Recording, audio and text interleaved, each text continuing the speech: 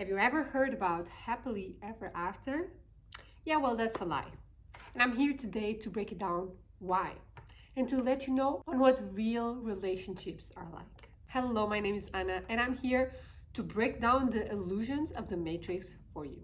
In every rom-com, we follow this couple, these strangers in the beginning that are falling in love and they have so much passion, and always something big and bad happens. In the end, they decide, no, love conquers all, and we really want to be together. I'll move to the other side of the world for you, even if I just met you 2 weeks ago. And this creates a false reality in our minds. And what happens is that maybe we don't really know what a healthy relationship is like.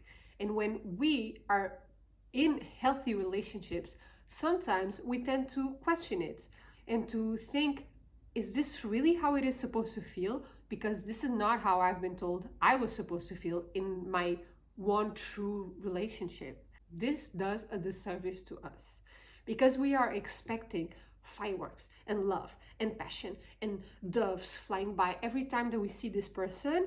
And that happens in the beginning, that happens sometimes during the relationship, but not always. So just a little bit of a background for you. I am getting married later this year, and we have been together for... This cat is coming in and out of frame through the whole video. Let's just ignore him and just pet him and give him a lot of love because he also needs it. As I was saying, I am in a long-term, happy, committed relationship for now almost 5.5 years, and I do believe we are in a soulmate relationship. And I don't mean this like we were taught that, oh my god, a soulmate is your one true love. We all have a soulmate and that's it. You meet them and it's perfect. No. I believe that we as souls have many soulmates available to us in this earth. Not all of them are going to be romantic relationships. The fact that this person may be your soulmate is not a direct reflection that your relationship is going to work. And this is the person that you are going to grow old with. In my opinion, a soulmate is a person that comes into your life at the right time in your growth journey and is there to give you comfort and some kind of stability to help you grow more and evolve more as a soul. And I do believe that I am in a relationship like that. But let me tell you, I was not expecting so much to come up during these last 5 years. And it's been a wild journey, internal journey, for me to be able to see the relationship for what it is and accept it for what it is, and accept the fact that the relationship that I'm in and the things that I was feeling sometimes were normal, because this was very hard for me. If this helps you not having to learn these things in such a hard way as I had to learn them, my work here is done. This is the point of this video, okay? And one of the first things that I learned that was really hard for me was that a healthy relationship takes more work than an unhealthy one. And hear me out around this. When you are in an unhealthy relationship, it takes so much mental energy, effort, and work to get to a normal baseline that you don't have the time nor the capacity to work through deeper things in yourself and in that relationship. You are always so caught up in the drama, in the chaos, in the fights, in the feelings of whatever it is that is coming up for you around in this unhealthy dynamic, that is all that you know. And toxic relationships really are a cycle of, okay, this is super lows, this is horrible right now, and then it comes the high, and then the highs are so good. Oh my god, I love this person, I cannot believe that we were fighting about this thing, blah blah blah. They are showering you with gifts, with praise, with I love yous, with oh my god, I love it so strong, it's gonna conquer all. And then it goes again to the low, and then the highs, and then the low, and you are stuck in an infinite circle that is unbreakable. When you are in a healthy relationship, that doesn't happen. When problems arise, you don't go through the circle anymore. You go in a line, and sometimes you go lower, sometimes you go higher. Yes, that's normal in every facet of our lives as human beings. But when something not so good is happening, when you are fighting, when you're not seeing eye to eye, you are not stuck in the chaos, in the intensity of, oh my God, this fight is so explosive and this is so big and we are having such big emotions. It is calmer, and it allows you the space to really be in it, to really feel it, to really understand why are we fighting, what is going on underneath the fight. Like maybe we are fighting about the dishes, but let me tell you, it is never about the dishes. It is something below. Maybe you are fighting about the dishes because you've said 1,000 different times that this person should do the dishes and they are not doing them. And this makes you feel unheard. So the problem is not the dishes. The problem is that they are not hearing when you are asking this simple thing, right? And a healthy relationship allows you the space to see this, to see that the problem is way lower than what you think it is. This ties up in another point, that a healthy relationship is going to require a lot of self-growth, responsibility, accountability, of knowing yourself really well, or is giving you the opportunity to know yourself better and better and better every day. So this is what I mean when I say that it takes more work. It takes work to make things work. It requires you to have the capacity sometimes to have difficult conversations, to be vulnerable, to put yourself out there, to also be open to listen to some healthy criticism around you.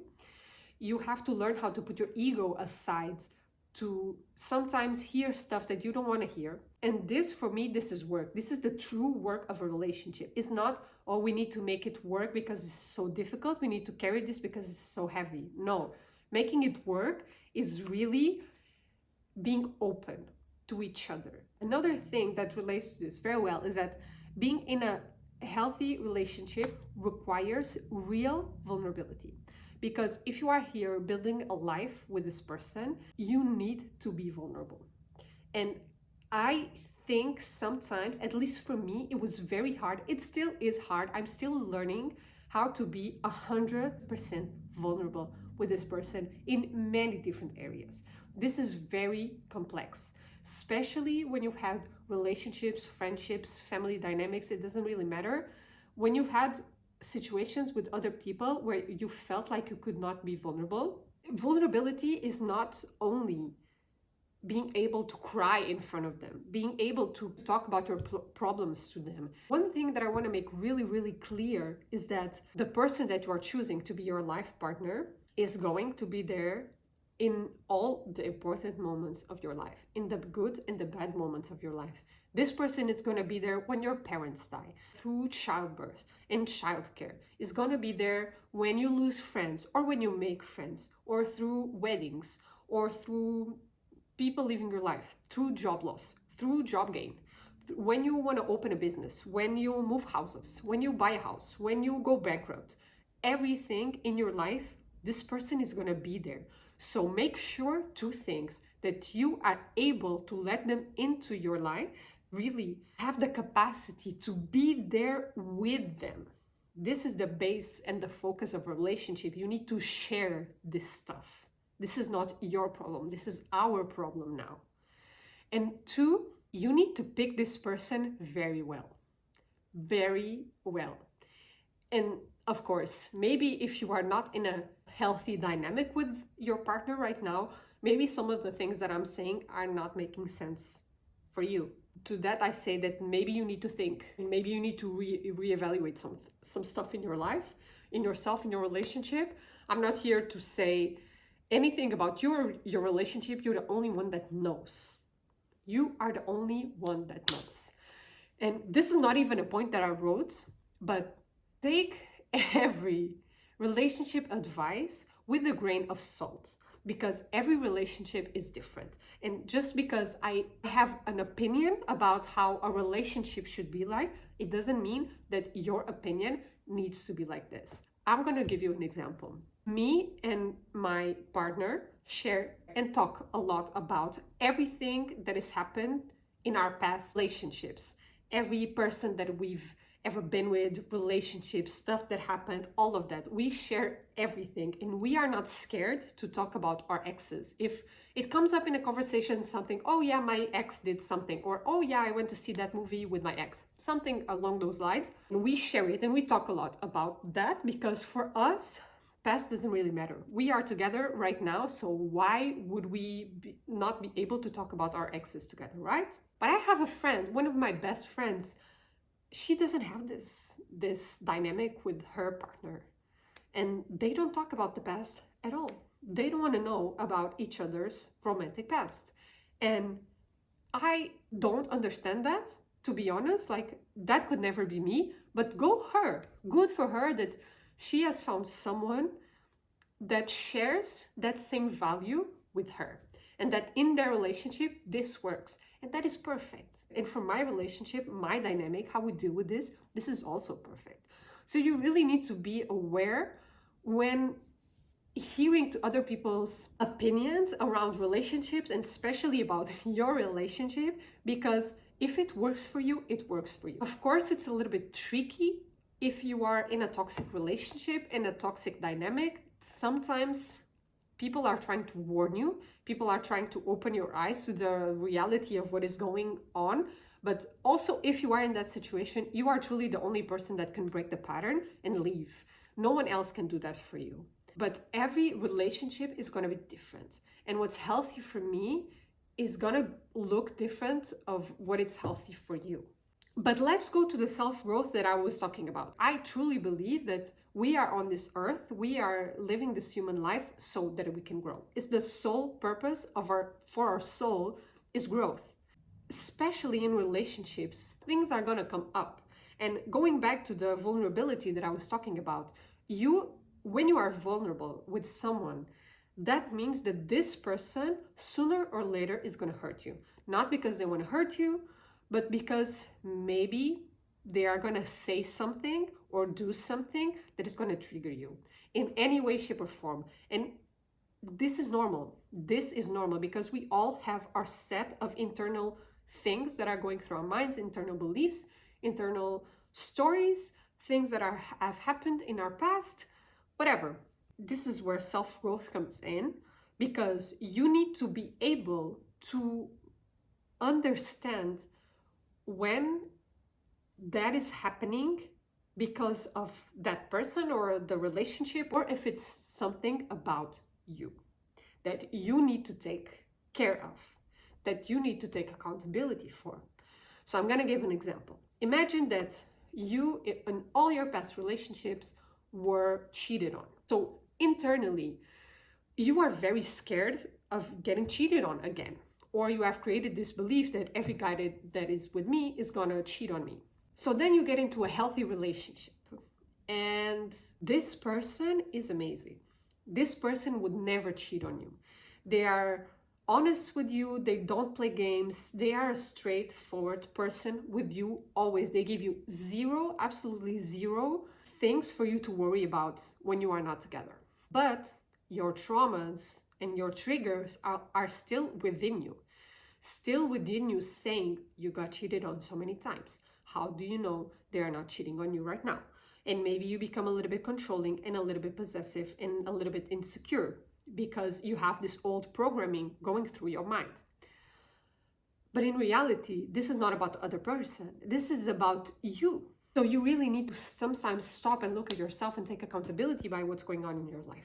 This is not even self-growth. I think this is self-knowledge. You need to know yourself. And the more and more and more that you are in a relationship, these things are going to come up. When I got engaged, a lot for me came up around marriage.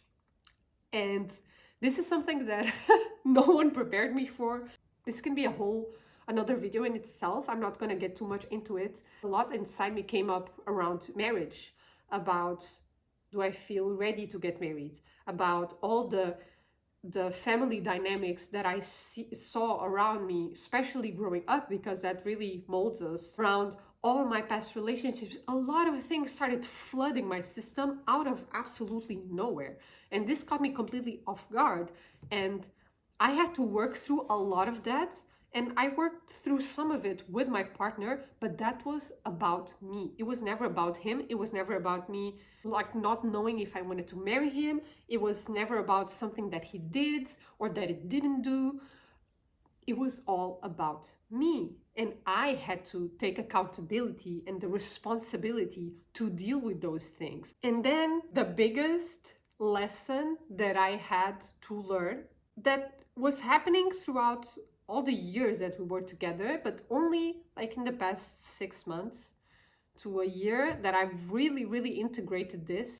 Love is not everything in a relationship. It is only the bare minimum. Wake up, people. Love is the bare minimum. If you are in a relationship with this person, the minimum, you need to be in love with them. You need to love them.